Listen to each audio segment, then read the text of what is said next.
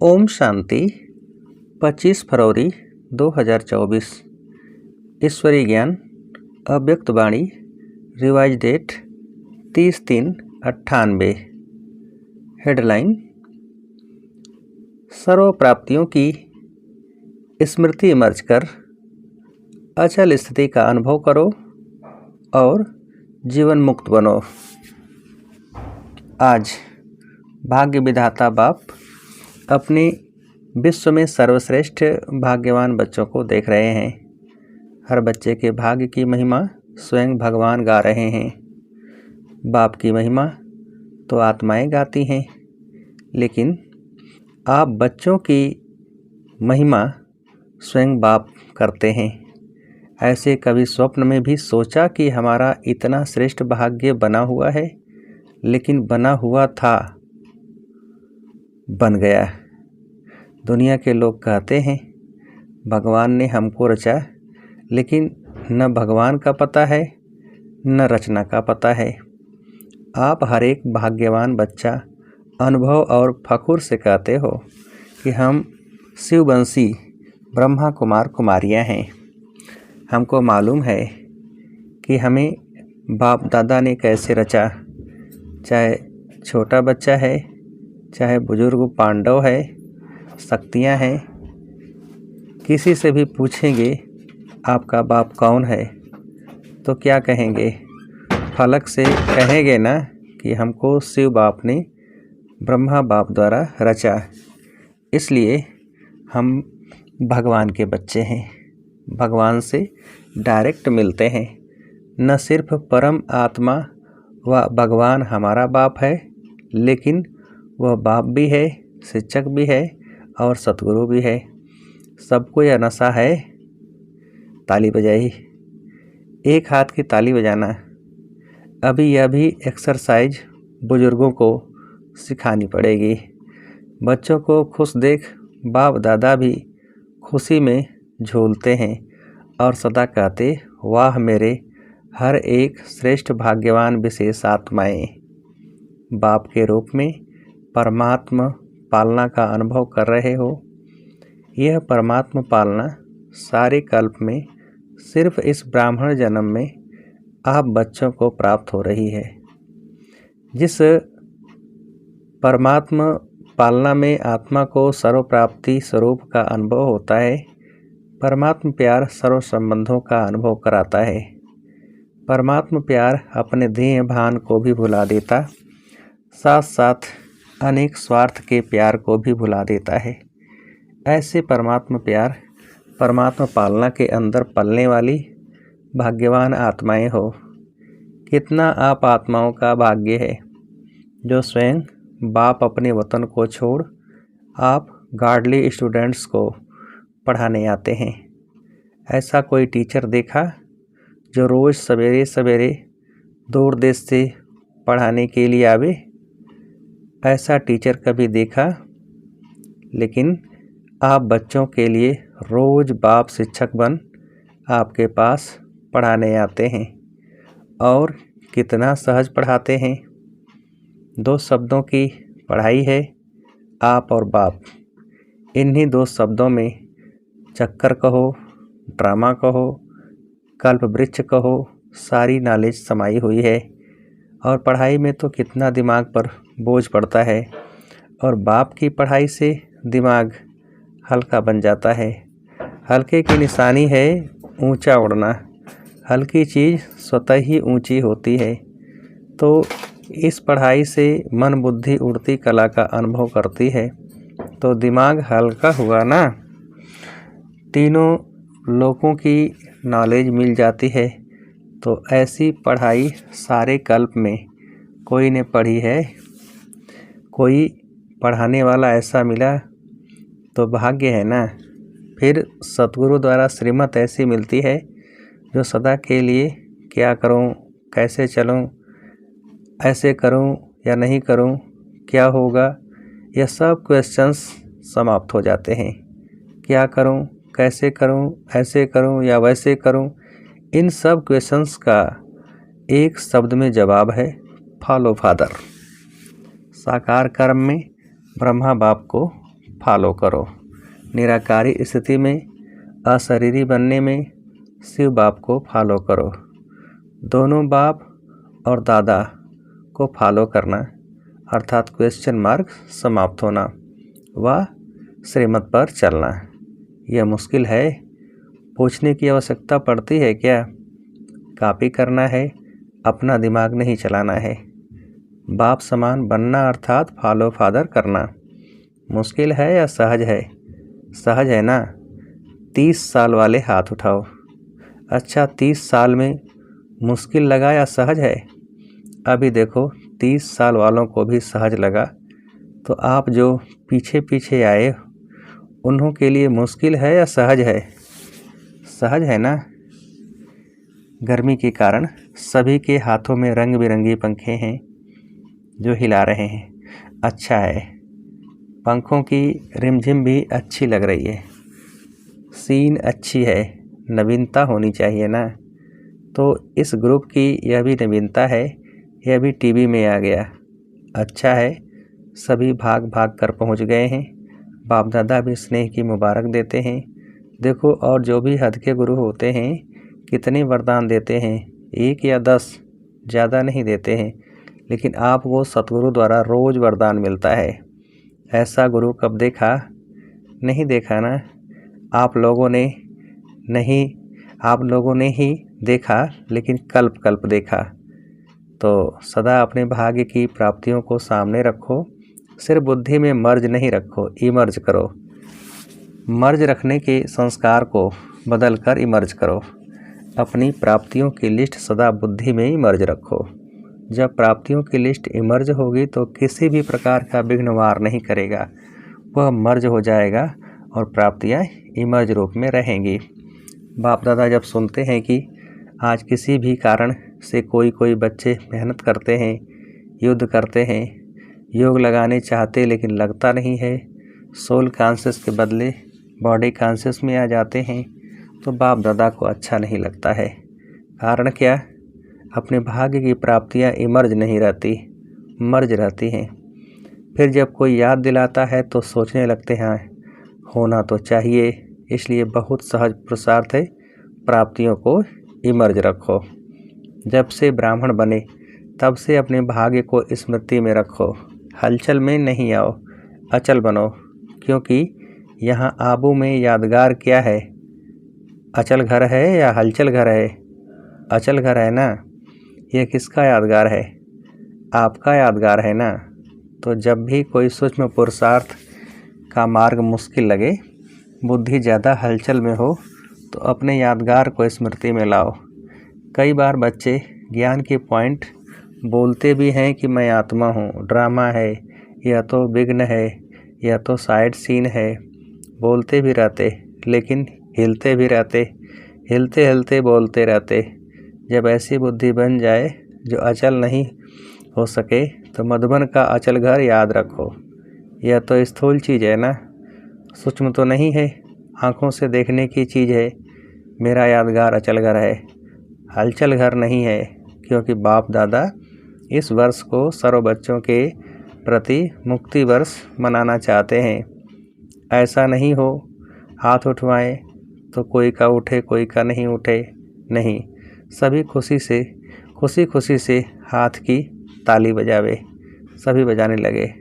चलो अभी बजा दी तो ठीक है, लेकिन ऐसे ही बाप दादा इस वर्ष के समाप्ति में इतनी ज़ोर से ताली बजाते देखे। अभी तो बजाई अच्छा है, लेकिन तब भी बजाएंगे।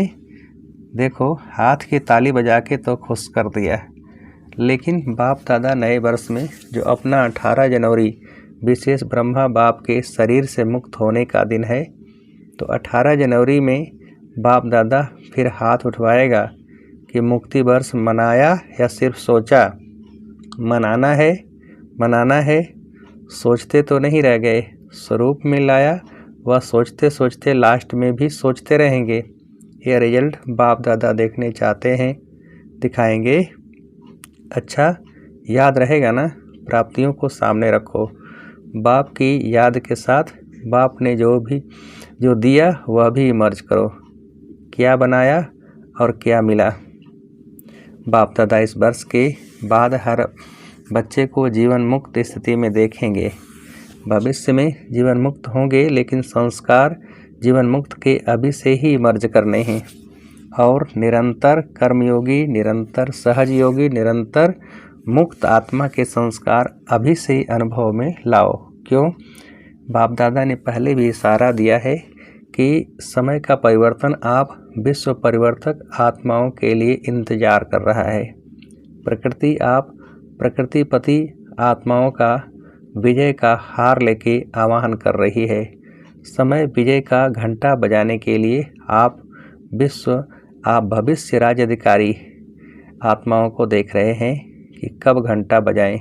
भक्त आत्माएं वह दिन सदा याद कर रही हैं कि कब हमारे पूज्य देव आत्माएं हमारे ऊपर प्रसन्न हो हमें मुक्ति का वरदान देंगी। दुखी आत्माएं पुकार रही हैं कि कब दुख हरता सुख करता आत्माएं प्रत्यक्ष होंगी। इसलिए यह सब आपके लिए इंतजार व आवाहन कर रहे हैं। इसलिए हे रहमदिल विश्व कल्याणकारी आत्माएं, अभी इन्हों के इंतजार को समाप्त करो। आपके लिए सब रुके हैं। आप सब मुक्त हो जाओ तो सर्व आत्माएं प्रकृति भगत मुक्त हो जाएं। तो मुक्त बनो, मुक्ति का दान देने वाले मास्टर दाता बनो। अभी विश्व परिवर्तन की जिम्मेवारी के ताजधारी आत्माएं बनो। जिम्मेवार होना बाप के साथ मददगार हो। क्या आपको रहम नहीं आता? दिल में दुख के विलाप महसूस नहीं होते? हे विश्व परिवर्तक आत्माएं, अभी अपने जिम्मेवारी की ताजपोशी मनाओ। बाप दादा ने पहले भी कहा, 100 हिमालय जितने बड़े ते बड़े विघ्न भी आ जाएं तो भी हटेंगे नहीं, हार नहीं खाएंगे। ताजपोशी मुक्ति वर्ष अवश्य मनाएंगे। बाप दादा रोज चार्ट देखेगा। ऐसे नहीं यहाँ से जाओ तो ट्रेन में ही कहो पता नहीं क्या हो गया। घर में गए तो बगुले और हंस की लड़ाई लग गई। ऐसे नहीं कहना यह हो गया, यह हो गया। यह नहीं सुनेंगे। आपके पत्र वेस्ट पेपर बॉक्स में डालेंगे, सुनेंगे नहीं। दृढ़ संकल्प करो, होना ही है। जहाँ दृढ़ता है वहाँ सफलता नहीं हो, असंभव है। तो सभी दृढ़ संकल्प वाले हैं ना?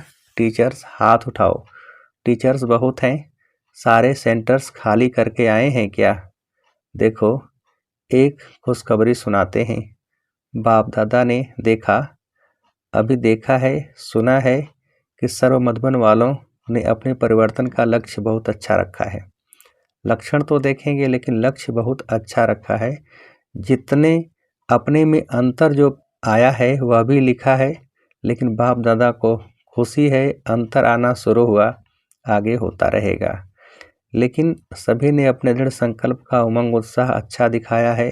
अभी कागज में है, लेकिन कागज में भी पहला कदम तो है। तो बाप दादा को खुशी हुई। क्यों? सारे वर्ल्ड के लिए हे अर्जुन मधुबन निवासी हैं, निमित्त मधुबन निवासी हैं। सेकंड नंबर देश विदेश के निमित्त सेवाधारी टीचर्स हैं और सर्व सहयोगी साथी सारा परिवार ब्राह्मण आत्माएं हैं। तो मधुबन का नक्शा बाप दादा देखेंगे कि बिल्कुल बदला हुआ दिखाई दे। मधुबन वाले तो कम आए होंगे, कईयों ने तो लिखा ही नहीं है। आगे बैठने वालों ने कम लिखा है, बहुत बिजी रहे हैं। लेकिन जब काम मिलता है तो लिखने में भी मार्क्स जमा होती है। अगर नहीं लिखा तो मार्क्स एक्स्ट्रा कम हो गई, नुकसान कर दिया। जो भी डायरेक्शंस मिलते हैं डायरेक्ट बाप द्वारा मिलते हैं, चाहे निमित्त आत्माएं दादियों द्वारा मिलते हैं, उसको रिगार्ड देना अति आवश्यक है। इसमें न बहाना देना, न अलबेलापन करना। आगे के लिए बाप दादा बता देता है कि मार्क्स जमा नहीं हुई, इसलिए इसको महत्व देना अर्थात महान बनना। हल्की बात नहीं करो। बच्चे बड़े चतुर हैं, कहेंगे बाप दादा तो जानते ही हैं ना। जानते तो हैं, लेकिन कहा क्यों? जानते हुए कहा ना, तो ऐसे छुड़ाना नहीं चाहिए। बहुत ऐसे कार्य हैं छोटे छोटे जिसको हाँ जी करने में एक्स्ट्रा मार्क्स जमा होती है। कई ऐसे स्टूडेंट्स हैं जो किसी भी पास्ट के संस्कार के बस बहुत अच्छे उमंग उत्साह में बढ़ते हैं, लेकिन कोई न कोई सुनहरी धागा, बहुत महीन धागा उनको आगे बढ़ने नहीं देता। वह समझते भी हैं कि यह महीन धागा रहा हुआ है, लेकिन ही कहेंगे। लेकिन ऐसे भी पुरुषार्थी हैं जो छोटी छोटी कॉमन बातों में हाँ जी करने से मार्क्स ले लेते हैं, और हो सकता है कि वह थोड़ी थोड़ी मार्क्स इकट्ठी होते हुए वह आगे भी निकल सकते हैं। ऐसे भी बाप दादा के पास एग्जाम्पल के रूप में हैं। इसलिए सहज तरीका है, छोटी छोटी हाँ जी करने में मार्क्स जमा करते जाओ, कट नहीं करो, जमा करो। बाकी बाप दादा ने देखा मेजॉरिटी ने अपना उमंग उत्साह अच्छा दिखाया है, इसलिए दृढ़ संकल्प के लिए विशेष उन मधुबन निवासी बच्चों को बाप दादा हाँ जी करने की मुबारक देते हैं। याद प्यार भी दे रहे हैं, लाख लाख गुणा याद प्यार दे रहे हैं। क्यों? मधुबन है बाप दादा के स्वरूप को प्रत्यक्ष करने का शीश महल।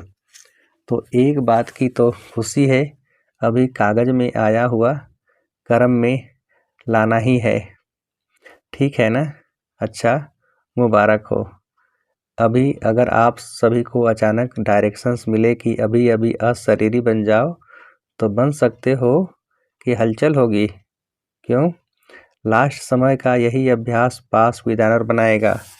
तो अभी बाप दादा भी कहते हैं, 1 सेकंड में सब बातों को किनारे कर अशरीरी भव।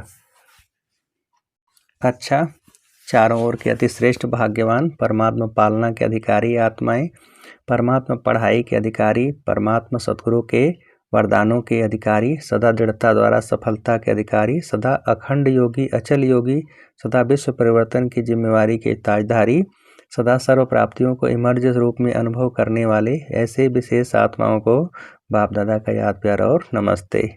हम रूहानी बच्चों की रूहानी बाप को नमस्ते। अभी मुक्त वर्ष में नंबर 1 मधुबन निवासी, ठीक है, हो सकता है या मुश्किल है? हाँ जी, फिर तो आप बाप दादा मधुबन वालों को भी गोल्डन बैज देगा। मधुबन वालों को बैज देना है और सभी को दिया है। मधुबन वालों को मुक्त वर्ष की प्राइज देंगे। अच्छा, बैज देंगे आपको। अच्छा, वरदान। ब्राह्मण जीवन में एक बाप को अपना संसार बनाने वाले स्वतः और सहज योगी भव। विस्तार। ब्राह्मण जीवन में सभी बच्चों का वायदा है, एक बाप दूसरा न कोई।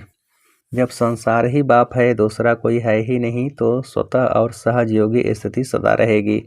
अगर दूसरा कोई है तो मेहनत करनी पड़ती है। यहाँ बुद्धि न जाए वहाँ जाए, लेकिन एक बाप ही सब कुछ है तो बुद्धि कहाँ जा नहीं सकती। ऐसे सहज योगी सहज स्वराज अधिकारी बन जाते हैं। उनके चेहरे पर रूहानियत की चमक एक रस एक जैसी रहती है। स्लोगन। बाप समान अव्यक्त व विदेही बनना, यही अव्यक्त पालना का प्रत्यक्ष सबूत है। बाप समान अव्यक्त व विदेही बनना, यही अव्यक्त पालना का प्रत्यक्ष स्वरूप है, सबूत है। अच्छा, ओम शांति।